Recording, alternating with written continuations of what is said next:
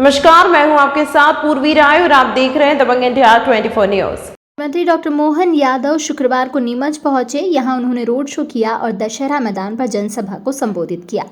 यहां उन्होंने 750 करोड़ से ज्यादा के विकास कामों की सौगात दी।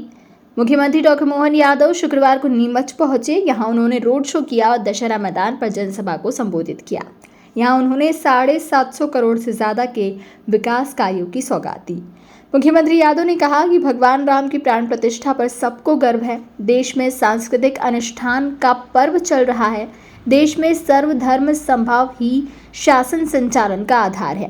प्रधानमंत्री मोदी के नेतृत्व में देश संभावनाओं के आधार पर विकास के मार्ग का अनुसरण कर रहा है और भावनाओं के आधार पर सनातन संस्कृति को सम्मानित कर रहा है।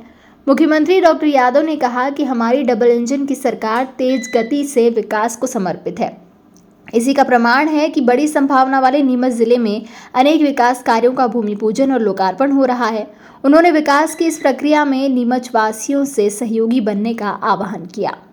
और सबसे बड़ी घोषणा हमारे जावर और नीमच के लिए उच्च दबाव से आपने तो अपनी खेती के मामले में जो झंडे गाड़े हैं, एशिया की सबसे बड़ी मंडी है, विविध प्रकार की औषधि फसल करने के लिए नीमच उसके लिए जाना जाता है। तो यहाँ के किसानों का पानी के मामले में क्यों दरिद्री होना चाहिए, वो क्यों किसी की तरफ निगाह देखे। तो 3200 करोड़ की लागत से वो नई चंबल परियोजना भी देने की घोषणा करता हूं, जिसके माध्यम से पूरा क्षेत्र पंजाब और हरियाणा से अच्छा बन जाए। एक और बड़ी बात, आपने कहा बंगला बगीचे में बड़े प्लाटों की बड़ी झंझट है। बिल्कुल आपने कहा तो हम और आप मिलकर निपटाएंगे, बंगला बगीचे की समस्या भी हल करेंगे। आपकी बहुत पुरानी समस्या है। अब मनासा में आ जाओ, भादवा माता से वापस जाने के लिए नलखेड़ा का रास्ता आपके लोग भी बैठे हैं, जरा ताली बजाना। आपने यहाँ मनासा वाले कौन कौन बैठे हैं? तो माधव मारो जी ने 11 किलोमीटर की सड़क मांगी है। माधव जी मनासा के लिए आपके आधार पर वो देने की भी घोषणा करता हूं। आपने कहा कि कुकड़ेश्वर में कॉलेज नहीं है, तो कुकड़ेश्वर को कौन नहीं जानता। पटवा जी के जमाने से कुकड़ेश्वर तो वो है जिनने अलख निरंजन करा है।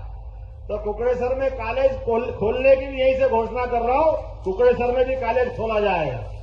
कुकड़ेश्वर बाईपास, चलो आपने कहा तो कुकड़ेश्वर बाईपास देने की भी घोषणा करता हूं, ताकि कुकड़ेश्वर के लोगों के लिए एक बड़ी सौगात मिलेगी। सिंगोली का महाविद्यालय भी मैंने ही खोला था जाकर के, और सिंगोली में आपने कहा पीजी स्नातकोत्तर महाविद्यालय करने की घोषणा करना है, यहीं से घोषणा करता हूं सिंगोली में भी स्नातकोत्तर महाविद्यालय खोला जाएगा।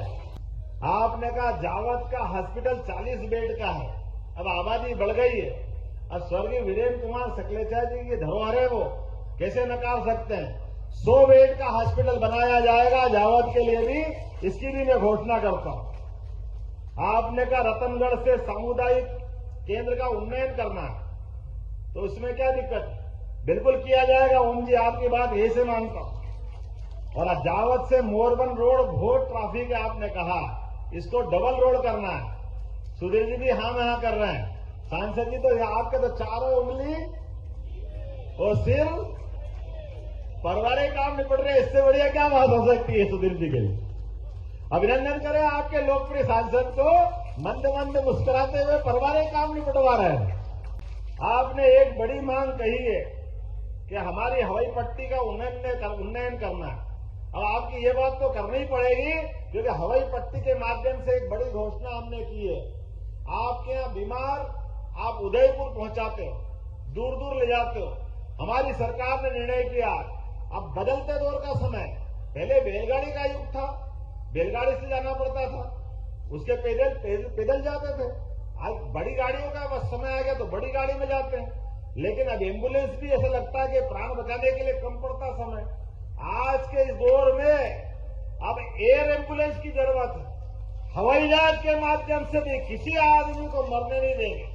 पूरे प्रदेश में एयर एम्बुलेंस की सुविधा बहुत जल्दी देने वाले हैं, जिसके माध्यम से प्रत्येक गरीब से गरीब आदमी भी अगर उसको लगता है कि बड़े हॉस्पिटल पहुंचाना चाहिए, तो केवल हवाई जहाज में मुख्यमंत्री बैठे, मंत्री बैठे, ये जरूरी नहीं है। जरूरी है प्रत्येक आदमी की जान बचाना, इसलिए एयर एम्बुलेंस की घोषणा कर रहे हैं। पूरे प्रदेश में बहुत जल्दी एयर एम्बुलेंस की सुविधा भी देने वाले हैं। एक और हमको बड़ा दर्द होता है, दूर दराज से एम्बुलेंस से तो लोग ले आते हैं, हॉस्पिटल में इलाज कराते हैं, कोई कारण से वो शरीर छोड़ दे तो इसके बाद कोई व्यवस्था नहीं।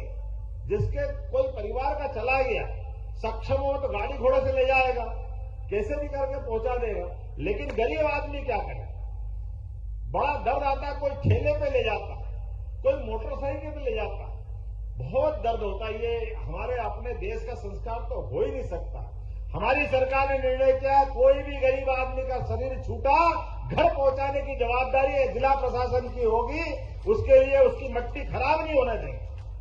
कोई भी सब को ये अपमानित स्थिति में नहीं छोड़ेंगे। ये संवेदनशील सरकार, सबको लेके चलने वाली सरकार है।